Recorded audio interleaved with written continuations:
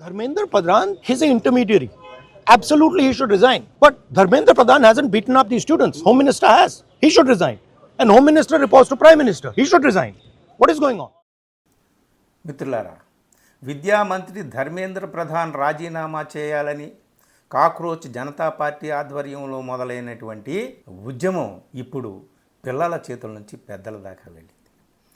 ధర్మేంద్ర ప్రధాన్ కాదు, ప్రధానమంత్రి రాజీనామా చేయాలని చూశారు కదా. రాహుల్ గాంధీ డిమాండ్. రాహుల్ గాంధీ ఇచ్చిన పిలుపు మేరకు నిన్న కాంగ్రెస్ పార్టీ ఎంపీలందరూ కూడా ప్రధాని నరేంద్ర మోడీ ఇంటి ముందు, లోక్ కళ్యాణ్ మార్గ్ దగ్గర ఆయన ఇంటి ముందు ధర్నా చేశారు. ధర్నా చేస్తే పోలీసులు పిల్లల మీద కురిపించినటువంటి దమనకాండ కంటే ఇంకా అమానుషంగా రాహుల్ గాంధీని కొట్టి అతన్ని ఎక్కడికి తీసుకువెళ్ళిపోయారు కొన్ని గంటల దాకా తెలియదు. ప్రియాంక గాంధీని మహిళా పోలీసులు కాదు, పురుష పోలీసులు, మగ పోలీసులే ఆమెను అసభ్యంగా వాహనంలోకి ఎక్కించినటువంటి దృశ్యాలు కూడా ఉన్నాయి, మనకు కనిపిస్తున్నాయి. సో ఇప్పుడు పిల్లల నుంచి పెద్దల దాకా ఉద్యమం వ్యాపించింది. ఢిల్లీ నుంచి ఆసేతు హిమాచలం అన్ని నగరాలకు ఉద్యమం వ్యాపించింది. ఇప్పుడిక ఇది నియంతృత్వం మామూలు నియంతృత్వం కాదు.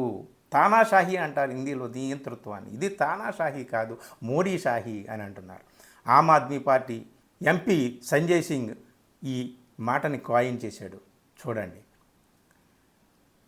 लोकतंत्र में गुंडागर्दी नहीं चलेगी, नहीं चलेगी। अरे लोकतंत्र में मोदी शाही नहीं चलेगी, नहीं चलेगी। अरे लोकतंत्र में मोदी शाही नहीं चलेगी, नहीं चलेगी। पुलिस की बर्बरता का जवाब दो, जवाब दो, जवाब दो। पुलिस की गुंडागर्दी का जवाब दो. విన్నారు కదా.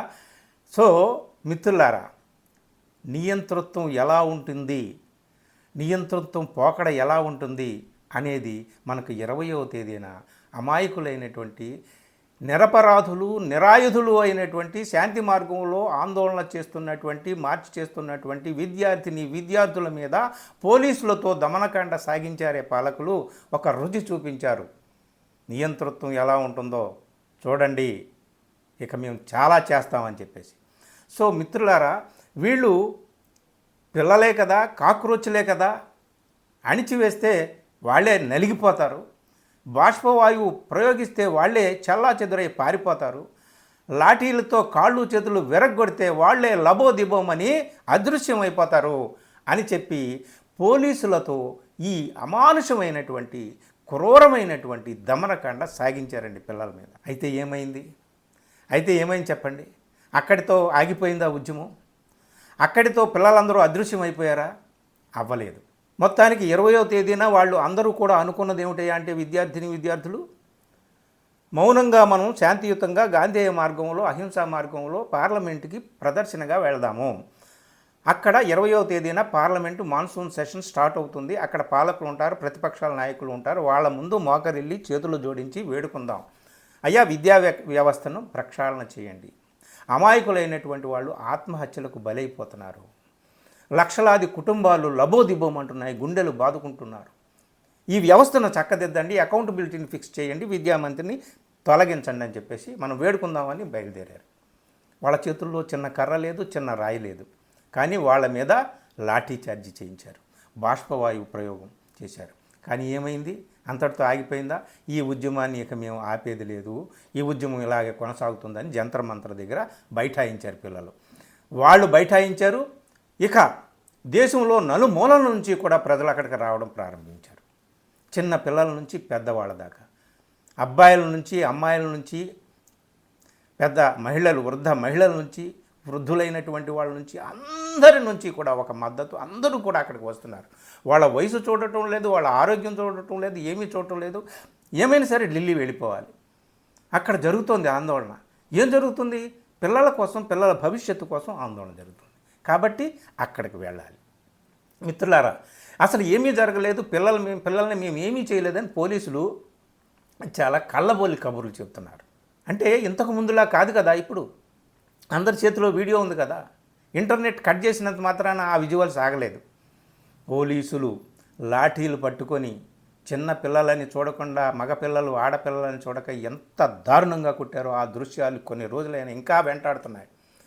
అలా కొట్టించిన వాళ్ళని ఈ దృశ్యాలు ఎప్పుడూ వెంటాడతాయి, ఎప్పటికీ వెంటాడతాయి, భూతాల్లాగా.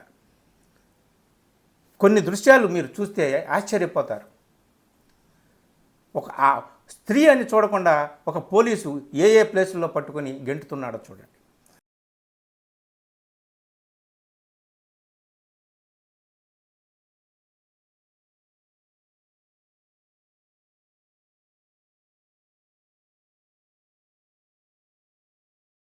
ఒక కుర్రవాడు తల బద్దలైపోయి ఇలా పట్టుకొని ఏడుస్తున్నాడు. ఇలాగ చాలామంది చాలా చాలా చాలా చాలా దృశ్యాలు ఉన్నాయండి. ఇవన్నీ చూసేసరికి ఏమైందంటే దేశం అంతా కూడా ఒక్కసారిగా భూకంపం వచ్చినట్టు ఇలా ఇలా ఇలా ఊగిపోయింది. కాదు, ఇక మౌనంగా ఉంటే కాదు, ఇక నిద్రపోతే కాదు, మనం మెలకువ తెచ్చుకోవాలి, స్పృహ తెచ్చుకోవాలి, చైతన్యం తెచ్చుకోవాలి. ఆ పిల్లలే ఎందుకు అక్కడ దెబ్బతినాలి? ఆ పిల్లలే ఎందుకు లాఠీలు కాయాలి? ఆ పిల్లలే ఎందుకు బూతులు తినాలి? ఆ పిల్లలే ఎందుకు ఆ బాష్పవాయు ప్రయోగంలో ఎందుకు వాళ్ళు అలాగా మలమల మాడిపోవాలి? ఇది మన కోసం కదా, మన దేశం కోసం కదా, మన పిల్లల భవిష్యత్తు కోసం కదా అని అందరూ ఆలోచించడం ప్రారంభించారు. ఇక్కడ అందరూ కూడా అక్కడికి వెళ్ళలేరు కాబట్టి దేశంలో ప్రతి చోట కూడా ఉద్యమాలు ప్రారంభించారు, నిరసన ఉద్యమాలు ప్రారంభించారు. నిన్న హైదరాబాదులో పెద్ద ఎత్తున వేల మంది విద్యార్థులు ఎస్ఎఫ్ఐ, ఏఐఎస్ఎఫ్, అలాగే పీడిఎస్యు, ఇలాగ all India democratic students association, ఇట్లాగా 4 అసోసియేషన్స్ కలిసి ఒక అద్భుతమైనటువంటి నిరసన ప్రదర్శన చేశారు. సో ఇంకా హైదరాబాద్లోనే కాదు, కర్ణాటకలోనే కాదు, యూపీ, బీహార్, ఒడిశా, ఎక్కడ పడితే అక్కడ అన్ని నగరాల్లోనూ ఉద్యమాలు ప్రారంభమైపోయినాయండి. ఇక్కడ మనం మిత్రులారా ఒక్కసారి అసలు ఏమీ జరగలేదు, పోలీసులు ఏమీ చేయలేదని పాలకులు చెప్తున్నారు, మేమేం చేయలేదు, మాకు ఏ పాపం తెలియదు నాయన అని చెప్పేసి ఖాళీ చేతులు చూపిస్తున్నారు. లాఠీలు పట్టుకొని పిల్లల కాళ్ళు చేతులు విరిచినటువంటి పోలీసులు.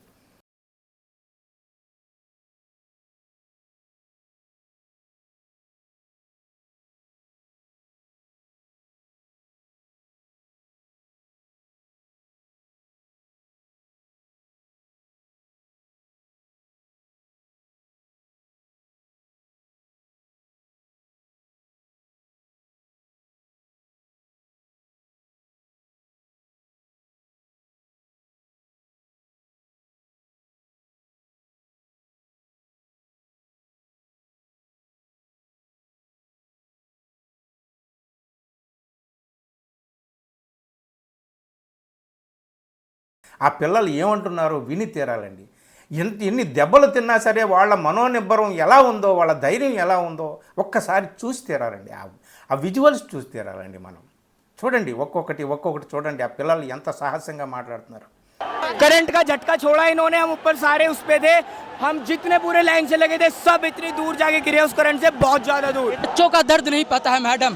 आज देखो कैसे मारे हैं, एक लाठी नहीं, एक लाठी इधर मारे हैं, इधर मारे हैं, इधर मारे हैं, इधर मारते हैं, सभी जगह फूटे पड़े हैं। मेरे को एसपी लाठी मारा, एक एसपी होकर लाठी चला रहा है स्टूडेंट के ऊपर, वो पुलिस वाले बंदूक लेकर आए। यहाँ पे क्या कोई आतंकवादी है क्या? मतलब कितनी बड़ी विडम्बना का विषय है ये कि पुलिस बंदूक लेकर आती, यहाँ आर्मी आई, आर्मी जैसे यहाँ कोई अपराधी या गैंगस्टर आया हो। जब हमारे ऊपर अत्याचार होगा, हम एक की बजाय 1000 निकल के आएंगे, पर हम गलत नहीं सहेंगे। అంతేకాదు, పిల్లల కోసం ఢిల్లీ వచ్చినటువంటి పెద్దలు ఏమంటున్నారు, మేము మా పిల్లల కోసం వచ్చాం. ఒక తండ్రి తన కూతుర్ని కోల్పోయాడు నీట్ ఎగ్జామ్లో, ఒక తండ్రి తన కొడుకుని కోల్పోతానేమో అని చెప్పి భయంతో వచ్చాడు. ఎందరో అక్కడికి వచ్చారండి, ఢిల్లీ వచ్చారు. అలాగే అనేక నగరాల్లో వాళ్ళు ప్రదర్శనలు చేస్తున్నారు. ఇప్పుడు మిత్రులారా, ప్రధాని రాజీనామా చేయాలి. అక్కడ కొట్టించింది ధర్మేంద్ర ప్రధాన్ కాదు, హోంమంత్రి అమిత్ షా. కాబట్టి అమిత్ షా ఎవరికి రిపోర్ట్ చేస్తాడు?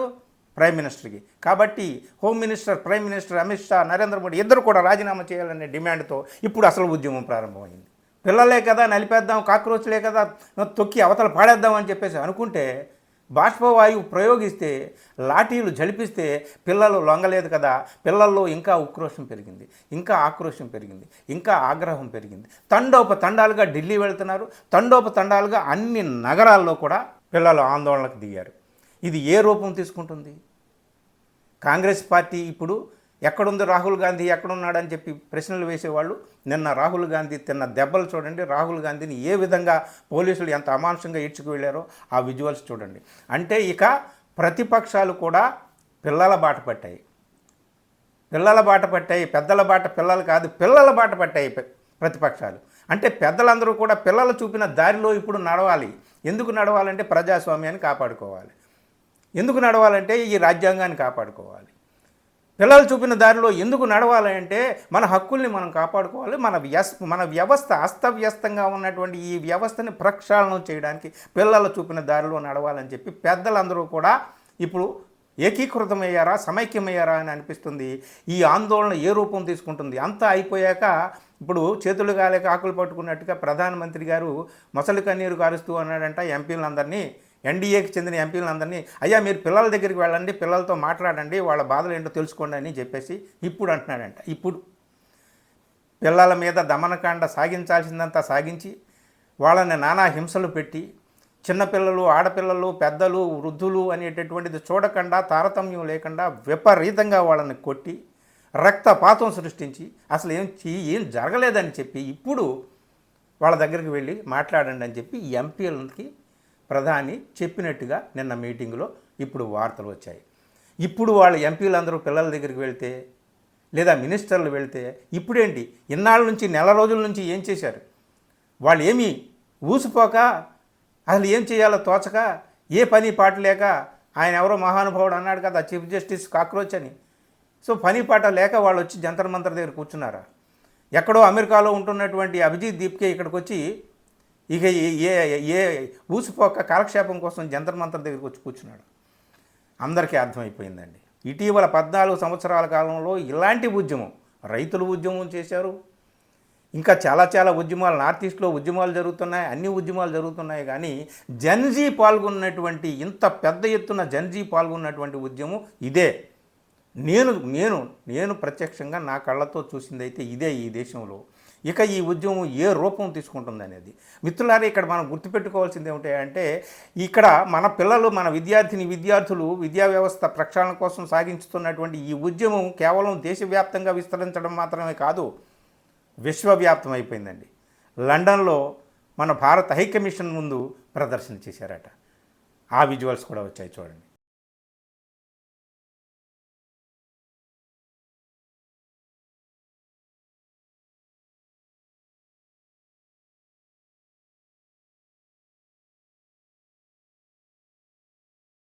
అలాగే కెనడాలో అక్కడ కూడా ప్రదర్శన చేశారు. అనేక చోట్ల, ప్రపంచంలో అనేక చోట్ల ఇక్కడ కాక్రోచ్ జనతా పార్టీ ఆధ్వర్యంలో, విద్యార్థుల ఆధ్వర్యంలో జరుగుతున్నటువంటి ప్రదర్శనకు మద్దతుగా దేశ విదేశాల్లో కూడా ప్రదర్శనలు మొదలయ్యాయండి. సో ఇక నిమ్మకు నీరెత్తినట్టు నాకేమీ కాదు, మాకేమి కాదు, మా పదవులు భద్రంగా ఉంటే చాలు, మా మంత్రిని మేము ఓడబికేది లేదు అని ఇష్టారాజ్యంగా మేము ఏం చేస్తే అది చెల్లుతుందని పాలకులు కూర్చోవడానికి అవకాశం లేదు. ఇక ఉద్యమం చేతులు దాటింది. ఏం జరుగుతుందో ఏమిటో అనేటటువంటిదే మనం చూడాలి.